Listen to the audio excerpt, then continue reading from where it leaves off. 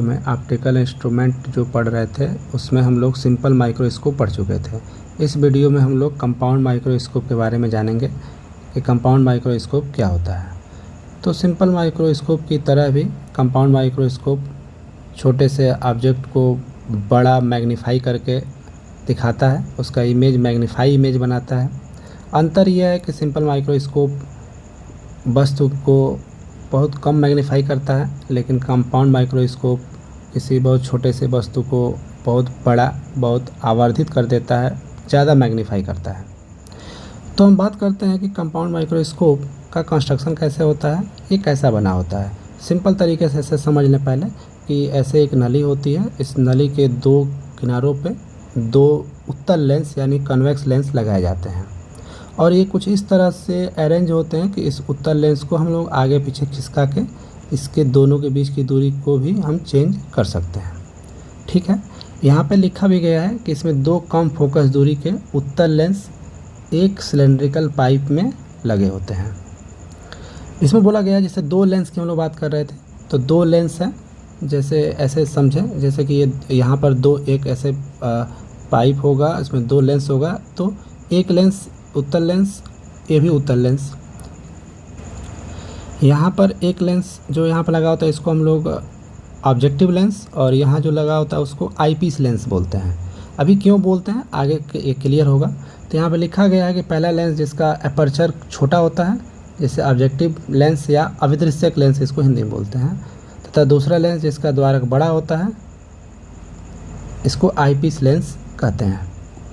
यहाँ पर ये चीज़ें, इसमें एक छोटी सी चीज़ है जिसको इसको याद रखना है कि जो ऑब्जेक्टिव लेंस जो होता है उसकी फोकस दूरी कम होती है, लेकिन जो आईपीस लेंस होता है उसकी फोकस दूरी ज़्यादा होती है। वैसे यहाँ लिखा गया है कि इसमें दोनों कम फोकस दूरी के होते हैं, दोनों कम फोकस दूरी के होते हैं, लेकिन दोनों में अगर कंपेयर करें तो जो ऑब्जेक्टिव लेंस है उसकी फोकस दूरी कम होती है, आईपीस लेंस की फोकस दूरी ज़्यादा होती है। यहाँ पे FO लिखा गया है, FO मतलब focal length of objective lens. यहाँ पे FE लिखा गया है मतलब focal length of eyepiece lens. यहाँ पे ये भी चीज़ लिखा गया है कि इन दोनों लेंसों को आगे पीछे करके इनके बीच की दूरी को भी परिवर्तित किया जा सकता है, जैसे मैं अभी यहाँ पर बता रहा था। रे डायग्राम की बात करें, इसमें रे डायग्राम, तो रे डायग्राम में देखें इसमें कहा गया है दो लेंस होता है। ये है हमारा जो यहाँ एक लेंस है इसको ऑब्जेक्टिव लेंस बोलते हैं, ये हमारा ऑब्जेक्टिव लेंस है, ये है ऑब्जेक्टिव लेंस, ये ऑब्जेक्टिव लेंस है। ऑब्जेक्टिव लेंस इसलिए बोलते हैं कि इसके मतलब इसके साइड में ही हमारा ऑब्जेक्ट होता है, ये हमारा क्या है ऑब्जेक्ट, तो ये ऑब्जेक्ट के पास का लेंस है, इसीलिए इसका नाम है ऑब्जेक्टिव लेंस। ठीक है, और इसमें एक और लेंस यहाँ लगा है जिसको हम लोग बोलते हैं आईपीस लेंस। आईपीस लेंस है ये, जिसको नेत्रिका लेंस भी कहा जाता है, क्योंकि ये वाला जो लेंस है ये आँख के पास में स्थित होता है, तो इसीलिए इसको आईपीस लेंस बोलते हैं। तो दो लेंस है, एक ऑब्जेक्टिव लेंस और एक हमारा आईपीस लेंस। जो हमारा ये ऑब्जेक्टिव लेंस है इसकी फोकस दूरी को हम लोग FO से दिखाएंगे। जैसे यहाँ पर ये फोकस, इसका फोकस है, तो यहाँ से यहाँ तक दूरी को FO, यहाँ से यहाँ तक FO, और ये हमारा FE है फोकस इसका, तो यहाँ से यहाँ तक जो डिस्टेंस होगा उसको FE से क्या करेंगे दिखाएंगे, यहाँ से FE है ये। अब देखें इसमें कि ये वर्किंग कैसे करता है, किस तरह से ये वर्किंग करता है इसमें। तो देखें क्या करते हैं इसमें, हम यहाँ पर एक ऑब्जेक्ट को यहाँ रखें, एक AB कोई एक ऑब्जेक्ट है, तो जब ऑब्जेक्ट AB एक ऑब्जेक्ट को यहाँ रखा गया है तो ये वाला जो हमारा ऑब्जेक्टिव लेंस है, ये ऑब्जेक्टिव लेंस ये इमेज कैसे बना रहा है पहले इसको देखें। एक पैरेलल लाइन यहाँ भेजें तो ये फोकस से होकर जाएगा, एक अगर ऑप्टिकल सेंटर से भेजें तो ये सीधे चला जाएगा, और ये दोनों आके यहाँ पर कट करेंगे और यहीं पे क्या बनेगा, एक इमेज बनेगा। और ये इमेज कुछ ऐसे बनता है कि इसका जो फोकल लेंथ है इसके अंदर यहाँ पर इमेज बनता है। तो यहाँ पर मान लीजिए इसका इमेज बना, तो देखें कि ऑब्जेक्ट यहाँ पे छोटा था, उससे थोड़ा बड़ा इमेज मैग्नीफाई हुआ। और फिर अभी एक लेंस और है, ये इस लेंस के कारण ये जो इमेज बना है ये इस लेंस के लिए ऑब्जेक्ट का काम करेगा, और ये लेंस इसका इमेज बनाएगा। और यहाँ देखें इमेज कैसे, यहाँ से एक पैरालाइन गई, ऐसे फोकस से वो चला गया, ऑप्टिकल सेंटर से गया तो सीधे निकल गया, तो इधर तो ये फैल रहा है, तो दोनों एक दूसरे को कहीं तो करेगा नहीं। इसको जब हम पीछे की तरफ ऐसे बढ़ाए तो यहाँ ये कट किया, और जहाँ कट किया वहीं पर इमेज बना। और ये जो इमेज यहाँ बना है A double dash B double dash जो इमेज है, ये ए बी ऑब्जेक्ट का फाइनल इमेज है। तो यहाँ पे देखें, मतलब ऑब्जेक्ट ए बी, इसका एक इमेज बना यहाँ पर जो इस आईपीस लेंस के लिए ऑब्जेक्ट का काम करेगा, और इस ऑब्जेक्ट का जो फाइनल इमेज बना वो यहाँ पर बना। यानी ऑब्जेक्ट हमारा बहुत, यहाँ पर ऑब्जेक्ट छोटा था, एक ऑब्जेक्टिव लेंस के कारण ये थोड़ा सा आवर्धित हुआ, आईपीस के कारण ये और लंबा यानी और आवर्धित हो गया, इसका इमेज और बड़ा बन गया। तो कंपाउंड माइक्रोस्कोप का पर्पज़ भी यही था कि ये छोटे से ऑब्जेक्ट को मैग्नीफाई करके दिखाता है। तो वर्किंग में यही बातें हैं जो अभी हम लोग बात कर रहे थे कि एक ए बी ऑब्जेक्ट है, तो ऑब्जेक्टिव लेंस उसका एक इमेज बनाता है ए डैश बी डैश, और ये image A dash B dash eyepiece lens के लिए ऑब्जेक्ट का काम करेगा, और इसका एक आवर्धित और बड़ा image A double dash B double dash पर बनता है। अब हमको क्या करना है, अब मेनली हमको ये देखना है कि ये जो ऑब्जेक्ट हमारा यहाँ था, तो जो फाइनल इमेज बना वो कितना आवर्धित बना, यानी इसका मैग्नीफिकेशन कितना हुआ है, यानी एक ऑब्जेक्ट कितना बड़ा इमेज बना रहा है इस सेटअप के कारण, यानी कंपाउंड माइक्रोस्कोप से। तो यानी उसके लिए हमको निकालना होगा आवर्धन क्षमता या मैग्नीफिकेशन पावर। तो यहाँ पे लिखा भी गया है, यहाँ से अगर देखेंगे यहाँ पे तो लिखा गया है कि माना final image A double dash B double dash नेत्रिका पर बीटा कोण बनाता है। मान लें कि ये जो फाइनल इमेज बना है ये नेत्रिका पर कितना कोण बना रहा है, बीटा कोण बना रहा है, यहाँ पर बीटा कोण। यदि वस्तु आँख के स्पर्श दृश्य की न्यूनतम दूरी डी पर है तब वस्तु के द्वारा आँख पर बना कोण अल्फा होता है। हम लोग पहले पढ़े हैं एक मैग्नीफिकेशन, जब एम हम लोग पढ़ रहे थे, तो जैसे यहाँ पर नीचे लिखा भी गया है कि एम के लिए आवर्धन के लिए फार्मूला क्या था, जो हम लोग सिंपल माइक्रोस्कोप में भी पढ़े थे। एम के लिए फार्मूला था, ऊपर था बीटा और नीचे था अल्फ़ा, यानी M equal to beta upon alpha. Beta क्या था, अंतिम प्रतिबिंब द्वारा आँख पर बना कोण, यानी जो फाइनल इमेज बन रहा है ये आँख पर कितना कोण बना रहा था, वो था बीटा। उसके बाद से अल्फ़ा क्या था, वस्तु द्वारा आँख पर बना कोण जब वस्तु डी पर स्थित हो, तो उसके लिए अल्फ़ा था। ये हम लोग सिंपल माइक्रोस्कोप में इसके बारे में भी पढ़े थे। यानी एम इक्वल टू आ गया बीटा अपन अल्फ़ा, यानी यही आवर्धन क्षमता, हमको यही निकालना है। आगे देखेंगे, यदि वस्तु बहुत छोटा, और हम लोग सिंपल माइक्रोस्कोप हो या कंपाउंड माइक्रोस्कोप हो इसीलिए यूज करते हैं कि बहुत छोटे से वस्तु को हमको बड़ा देखना होता है, बहुत छोटी वस्तु है। तो अगर कोई बहुत छोटी वस्तु है तो ये जो अल्फ़ा कोण हो या बीटा कोण ये भी बहुत छोटे होते हैं। इसलिए हम 10 बीटा को, जैसे बीटा लिख रहे थे, अगर बीटा बहुत छोटा है तो अगर केवल बीटा है तो इसको हम लोग 10 बीटा भी लिख सकते हैं। तो यहाँ बीटा की जगह क्या हो गया 10 बीटा, और अल्फ़ा की जगह पर हमारा हो गया 10। अब हम लोगों का नेक्स्ट स्टेप क्या होगा कि इस 10 बीटा की वैल्यू और 10 अल्फ़ा की वैल्यू हमको निकालनी है, और यहाँ पुट करेंगे एम का मान, यानी आवर्धन हमारा क्या हो जाएगा, निकल जाएगा। तो मेन काम है 10 बीटा निकालना और 10 अल्फ़ा निकालना। तो 10 बीटा और 10 अल्फ़ा को हम लोग, तो 10 बीटा पहले निकालते हैं। 10 बीटा निकालने के लिए हम लोग यहाँ पे आएँ और यहाँ देखें, ये बीटा निकालना है हमको, बीटा।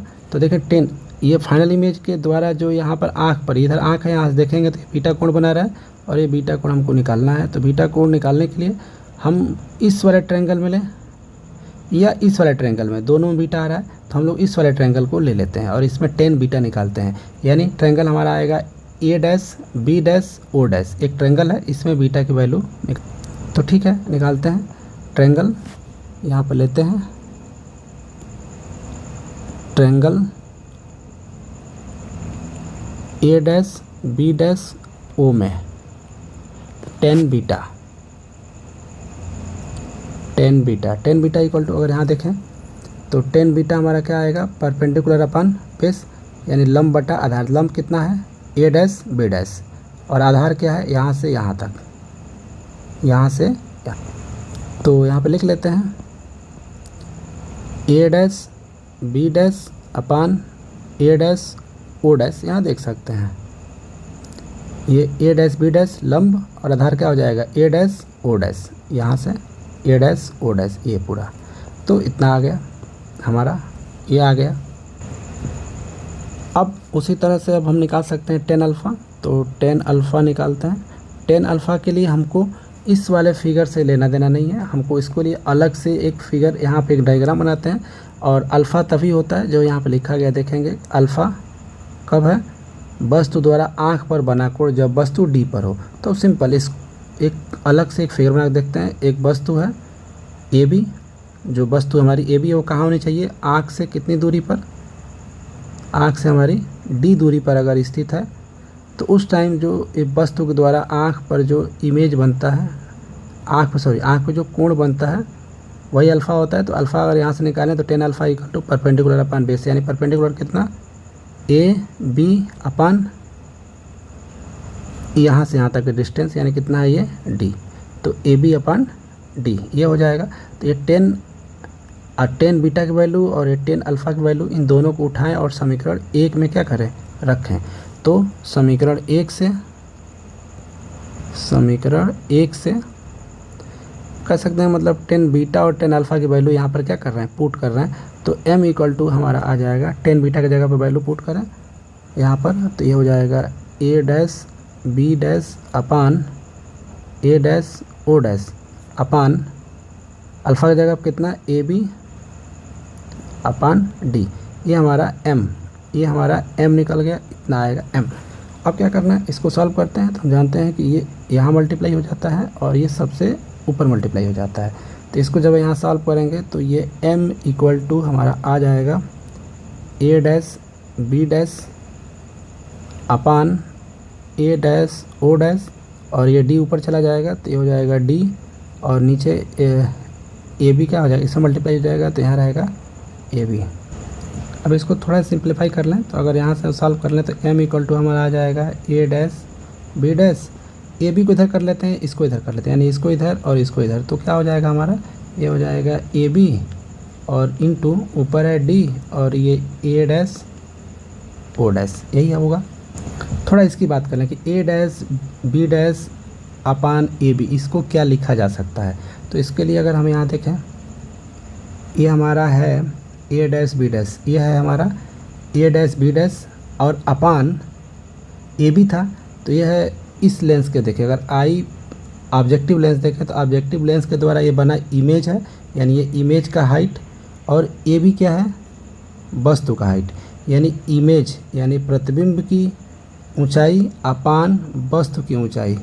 हम लोग पढ़े थे m equal to height of image और हाइट ऑफ ऑब्जेक्ट। तो यहाँ पर इमेज क्या है हमारा ए डैश बी डैश और ऑब्जेक्ट क्या है ए बी, यानी ये इस लेंस की यानी ऑब्जेक्टिव लेंस की क्या निकल गई, अगर इस तरह से निकाले तो ऑब्जेक्टिव लेंस की आवर्धन क्षमता निकल गई। तो इसको ओ लिख दे रहे हैं, मतलब आवर्धन क्षमता किसका, ऑब्जेक्टिव लेंस की।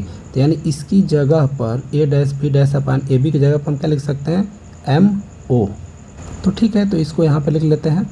तो यहाँ पर आ जाएगा हमारा m equal to M O into, और यहाँ पे जो है ये वो एम ई है, यानी जो हमारा आई पीस जो लेंस है, आई पीस जो लेंस था उसकी आवर्धन क्षमता यहाँ और ऑब्जेक्टिव लेंस की आवर्धन क्षमता यहाँ, इन दोनों को अगर मल्टीप्लाई कर दें तो पूरे हमारे कंपाउंड माइक्रोस्कोप का आवर्धन क्षमता निकल जाता है। यानी सिंपल तरीके से ये समझें कि अगर हमको m निकालना है यानी आवर्धन क्षमता निकालनी है कंपाउंड माइक्रोस्कोप की, तो उसमें जो दो लेंस लगे, एक ऑब्जेक्टिव लेंस की आवर्धन क्षमता लिख लो और फिर आई पीस लेंस की आवर्धन क्षमता लिख के दोनों को अगर आपस में मल्टीप्लाई कर दें तो कंपाउंड माइक्रोस्कोप की आवर्धन क्षमता निकल जाएगी। क्योंकि हमें जो आवर्धन क्षमता हमारा जो निकल गया है, ऑब्जेक्टिव और आई पीस दोनों की आवर्धन क्षमता का मल्टीप्लाई करने पर हमारा कंपाउंड माइक्रोस्कोप की आवर्धन क्षमता यहाँ से निकाल सकते हैं। इसको हम दूसरे तरह भी बदल सकते हैं, जैसे देखें, चूँकि हम जानते हैं रेखीय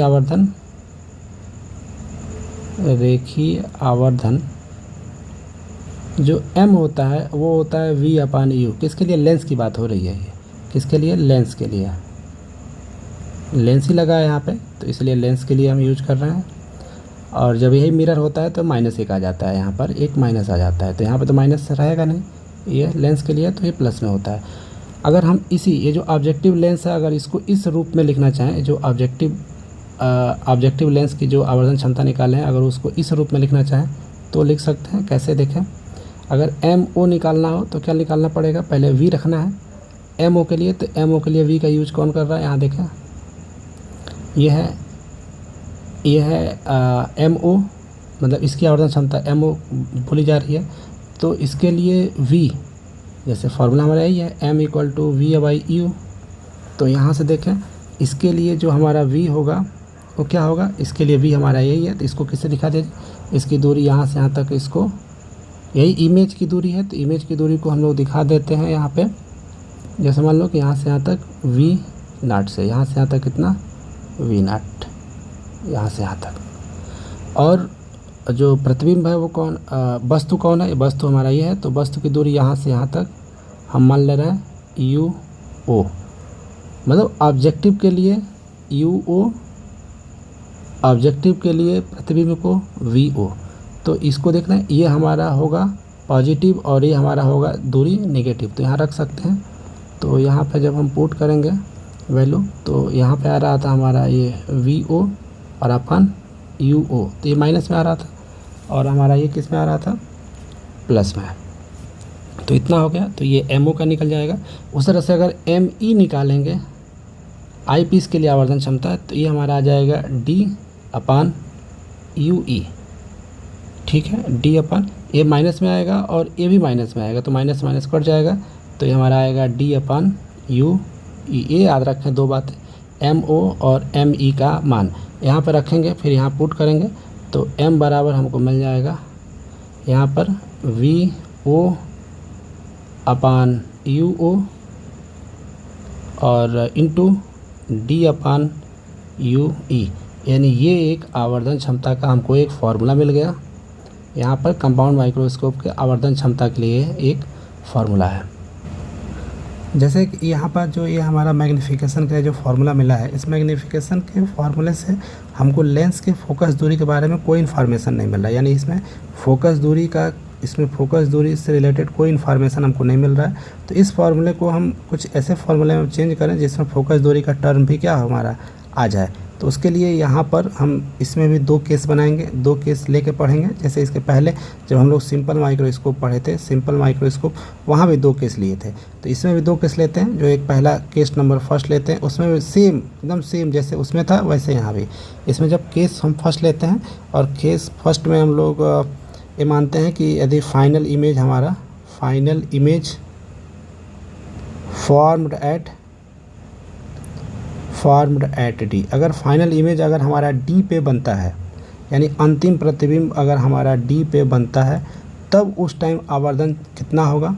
और हम लोग इसके पहले वाले केस में पढ़े थे कि जब इमेज हमारा डी पे बनता है यानी फाइनल इमेज, उस टाइम आवर्धन मैक्सिमम होता है। यानी यहाँ पर इस केस में जो आवर्धन हमको मिलेगा, यहाँ पर जो मैग्नीफिकेशन मिलेगा वो क्या मिलेगा, हमारा मैक्सिमम मिलेगा।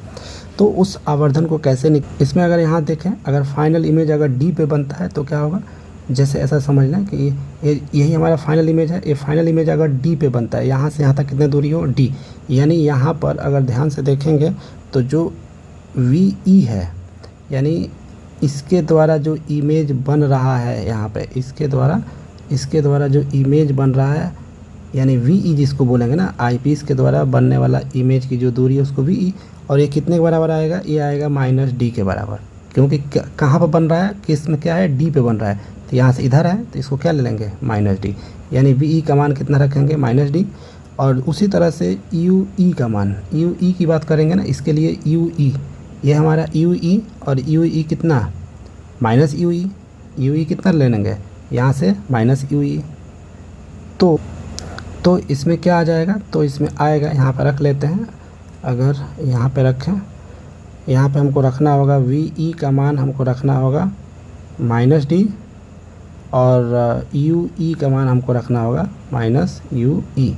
अब इन्हीं दोनों को पुट करेंगे, इन दोनों को पुट करके हम एम के इस आवर्धन को चेंज करेंगे फोकस वाले, मतलब फोकस दूरी के टर्म में। तो क्या हो जाएगा, चूँकि हम जानते हैं कि 1/f equal to 1/v minus 1/u होता है, और ये सब आई पीस के लिए यूज कर रहे हैं, तो यहाँ पर लगा देना है एफ ई, वी ई और यू ई।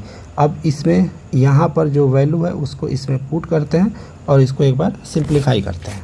तो इसमें पुट करेंगे तो क्या हो जाएगा, हमारा यहाँ पर पुट करते हैं तो यह जाएगा 1/FE इक्वल टू 1/VE की जगह पर क्या रखना है हमको, -D, तो -D रख दिए। फिर -UE की जगह पर क्या रखना है हमको, -UE, तो इसको भी यहाँ पे पुट कर दिए। अब नेक्स्ट फर्दर जब सॉल्व करेंगे तो ये जब सॉल्व हमारा होगा इसमें, तो ये हमारा आ जाएगा 1/FE इक्वल टू -1/D, और ये माइनस माइनस क्या हो जाएगा, प्लस, तो प्लस 1/UE।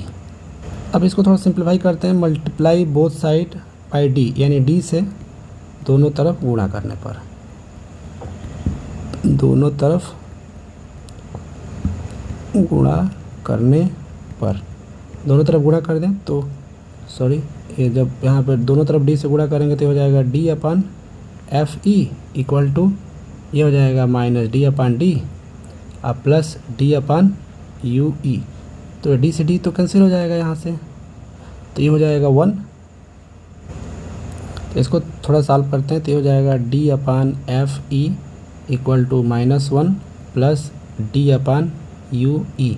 अब इसको थोड़ा फर्दर अगर इसको हम सॉल्व करें तो जब इसको हम सॉल्व करेंगे तो यह जाएगा हमारा D/UE इक्वल टू, इसको इधर भेज देंगे तो ये हमारा आ जाएगा D/FE और प्लस 1, यानी हम इसको इधर कर लिए हैं और इसको जहाँ था वहीं रहने दिए हैं, तो यह आ जाएगा तो +1 इतना हो जाएगा। अगर ध्यान से देखेंगे तो D/UE जो यहाँ पर, ये जो यहाँ पर D/UE जो यहाँ पर है, D/UE की जगह पर क्या लिखा जा सकता है, ऐसा करते हैं कि D/UE का मान हम ले चल के ऊपर पुट करते हैं। कहाँ पुट करते हैं, जैसे यहाँ देखें, यहाँ पे D/UE है, यहाँ पे D/UE का मान, इसको मान लेते हैं, कोई एक इक्वेशन मान लेते हैं, इसको इक्वेशन नंबर 3 मान लेते हैं, इक्वेशन नंबर 3 इसको मान लेते हैं। तो इक्वेशन नंबर 3 में D/UE का मान रखने पर, तो यहाँ लिखते हैं समीकरण 3 में D/UE का मान पुट करने पर, पुट करने पर तो क्या आ जाएगा वहाँ पे, तब जो आवर्धन है, आवर्धन M इक्वल टू हमारा हो जाएगा -VO/UO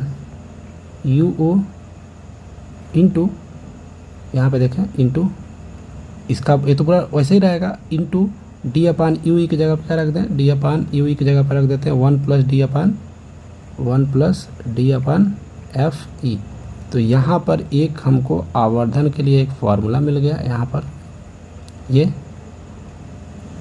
आवर्धन M इक्वल टू आ गया ये, और ये आवर्धन कब होगा, जब हमारा फाइनल इमेज कहाँ बने, D पर, final image formed at D पे। और यहाँ पर जो ये आवर्धन होगा, ये कैसा होगा आवर्धन, ये हमारा आवर्धन मैक्सिमम होगा, ये मैक्सिमम आवर्धन होगा, ठीक है। इसी में जो नेक्स्ट केस है, केस सेकेंड, इस केस सेकेंड की बात करते हैं। केस सेकेंड में था कि when final image formed at when final image यानी अंतिम प्रतिबिंब, final image formed at infinity, अगर इन्फिनिटी बने, और जब ऐसा बनता है तो यहाँ पे जो मैग्निफिकेशन होता है वो हमारा क्या होता है, मिनिमम होता है। इसी वाले केस को हम लोग, इस केस में अगर हम इसको निकालें तो यहाँ पे क्या आएगा, एक बार देख लें। यहाँ पे अगर फाइनल इमेज अगर हमारा इन्फिनिटी पे बनता है तो हम यहाँ पे रख सकते हैं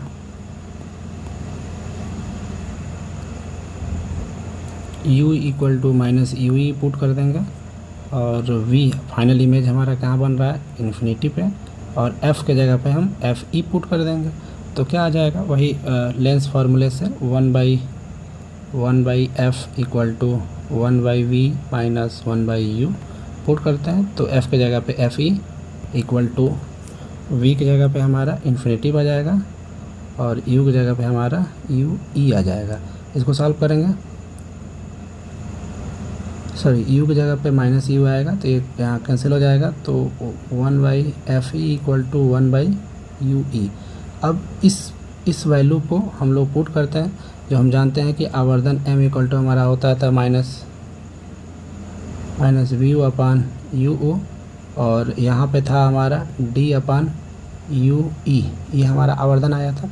इसमें 1 अपान UE जो यहाँ पे अगर देखें 1 अपान UE ये जो है इसकी जगह पर 1 अपान FE रख सकते हैं, तो ये हमारा m इक्वल टू आ जाएगा माइनस VU अपान UO, और इसकी जगह पे आ जाएगा 1 अपान FE, 1 अपान FE। तो ये हमारा आवर्धन निकल जाएगा यहाँ से, ये हमारा आवर्धन आएगा। ये हमारा आवर्धन क्या होगा, मिनिमम होगा, जो हम यहाँ से निकाल सकते हैं। 2 आवर्धन के लिए हमको यहाँ पर मिला, एक आवर्धन यहाँ पे हम लोग बात किए जो हमारा आया था यहाँ पे है, ये आवर्धन एक ये है मैक्सिमम जो होता है, और यहाँ पर एक आवर्धन निकालें जो ये हमारा आवर्धन निकल के आया कंपाउंड माइक्रोस्कोप के लिए। अगर सबको अगर यहाँ पर समराइज करके देखें तो जो हमारा कंपाउंड माइक्रोस्कोप के लिए कंपाउंड माइक्रोस्कोप के लिए जो हमारा जो आवर्धन आया था, कंपाउंड माइक्रोस्कोप के लिए जो हमारा आवर्धन वो आया था m equal to objective lens का आवर्धन और आईपीस लेंस का आवर्धन, ये आया था। और इसी को जब हम लोग थोड़ा सा और सिंप्लीफाई किए थे तो ये हमारा आया था VO अपान UO, माइनस था, माइनस लगा लेते हैं, और इनटू D अपान UE ये आया था हमारा। तो और इसको हम लोग जब 2 केस लेके पढ़े, केस फर्स्ट और केस सेकंड, तो इसमें 2 केस आया, केस फर्स्ट में और एक था हमारा केस सेकंड। इसमें केस फर्स्ट और केस सेकंड वही था जब फाइनल इमेज एट D, और यहाँ था फाइनल इमेज एट इन्फिनिटी। तो इसमें जब हम फाइनल इमेज एट D वही सिंपल माइक्रोस्कोप वाला ही है, तो इसको हम लोग स्ट्रेस आई केस बोलते थे, स्ट्रेस आई, और इसको बोलते थे रिलैक्स्ड आई। बताए थे क्यों ऐसा होता है, पिछले वीडियो में बताया गया था। अब यहाँ पे जब हम m निकाले हैं स्ट्रेस आई में, तो ये हमारा m आया है VO अपान UO, ये आया है 1 प्लस हमारा D अपान FE, ये आया था, ये आवर्धन। और ये आवर्धन हमारा क्या होता है, ये मैक्सिमम होता है, ये मैक्सिमम है। और जब इसमें निकाले थे तो इसमें m इक्वल टू आया था VO अपान UO, और यहाँ पे केवल हमारा आया था 1 अपान FE, सॉरी D अपान FE, ये हमारा आया था। अभी हम निकाले यहाँ देखिए, सॉरी यहाँ पे जब रखे हैं तो यहाँ D रहेगा, सॉरी इसलिए यहाँ D छूट गया था, 1/, इसकी जगह पर 1/, रखे हैं तो D तो रहेगा ही, तो D अपान FE। तो देखिए इसमें और इसमें क्या अंतर है, ये जो इसमें हमारा ये जो सेम यहाँ है वही सेम यहाँ भी है, यहाँ पे D/FE है, केवल इसमें 1 प्लस में है और इसमें 1 प्लस में नहीं है। हाँ, इसमें कहेंगे कि इसमें माइनस तो हम लिख नहीं रहे हैं, अगर केवल मैग्नीट्यूड की बात कर लो तो माइनस को हम नहीं लिख रहे हैं, लेकिन यहाँ पे माइनस होता है उसको नहीं लिख रहे हैं यहाँ पे। तो ये मैग्नीट्यूड हमारा ये मैग्नीफिकेशन इतना आता है। यहाँ पर कुछ इम्पॉर्टेंट फैक्ट की बात कर लेते हैं, जिस पे कभी कभी न्यूमेरिकल पूछता है। ये बोर्ड के लिए तो तुम्हारे बोर्ड के लिए बहुत इंपॉर्टेंट नहीं है, लेकिन इस पर न्यूमेरिकल कॉम्पिटिटिव एग्जाम पूछे जाते हैं। जैसे कि अगर मान लो कुछ एजम्पशन है, अगर कुछ एजम्पशन मान लिया जाए, कुछ चीज़ें अगर मान ली जाए, सपोज कर ली जाए, इसमें अगर मान लिया जाए जैसे कि ये हमारा एक ऑब्जेक्टिव लेंस है और ये हमारा आईपीस लेंस है। पता है ये छोटा होता है और ये इससे थोड़ा सा बड़ा होता है। अगर मान लो कि इसमें कहा जा रहा है कि यदि जो हमारा इमेज है, हमारा जो इमेज वो ऑब्जेक्टिव लेंस जो इमेज है जो ऑब्जेक्टिव लेंस से बन रहा है, वो अगर आईपीस लेंस के बिल्कुल क्लोज इमेज बने, मतलब इसके द्वारा जो इमेज बन रहा है इसके बहुत क्लोज इसका इमेज बन जाए। पहला इमेज जो बना रहे थे, यहाँ पे कोई एक ऑब्जेक्ट था, इसका जो इमेज बन रहा था, अगर इस आईपीस, यह है हमारा आईपीस, इसके बहुत पास ये इमेज बने तो हम एक कह सकते हैं कि जो यहाँ से और इसकी जो डिस्टेंस है VO जिसको बोल रहे थे ना, ऑब्जेक्टिव लेंस के द्वारा बना प्रतिबिंब की दूरी VO से अगर दिखाए, अगर इसके बहुत क्लोज बन रहा है तो अगर इन दोनों लेंसों के बीच की दूरी अगर L है, तो हम लोग पहले लिखे भी थे, दोनों लेंसों के बीच की दूरी अगर L है तो यहाँ पे हम मान सकते हैं इसमें पहले वाले केस में कि VO इक्वल टू क्या हमारा है L। तो जब VO इक्वल टू L हो जाएगा तो ये मैग्नीफिकेशन का जो फार्मूला है वो भी चेंज हो जाएगा, यहाँ पे मैग्नीफिकेशन का फार्मूला चेंज हो जाएगा। दूसरा केस अगर दूसरा इसी तरह से मान लें कि अगर अगर ऑब्जेक्ट है, अगर वो इसके बहुत पास रख दें ऑब्जेक्ट को, अगर इस ऑब्जेक्ट को हम इसके फोकस, जैसे मान लो इसका फोकस ये है F, अगर इस ऑब्जेक्ट को इसके फोकस के बहुत पास रख दें, तो यहाँ पर हम ये बोल सकते हैं कि ये जो UO है वो किसके बराबर हो जाएगा, FO के बराबर हो जाएगा। एकदम इसके पास रख दें तो यहाँ पर हम लिख सकते हैं UO को FO के बराबर लिख सकते हैं, और यहाँ माइनस क्योंकि इधर है तो क्या लिख सकते हैं माइनस। तो यहाँ से ये जो हमारा मैग्नीफिकेशन पावर है वो चेंज हो जाएगा, तो उसके लिए फार्मूला चेंज हो जाएगा। तो M इक्वल टू आ जाएगा हमारा VO की जगह क्या लिख सकते हैं L, तो L अपान इसके जगह पे UO की जगह पे FO, तो ये हो जाएगा FO और इंटू 1 प्लस D अपान F, ये फार्मूला बदल जाएगा हमारा, ये आ जाएगा।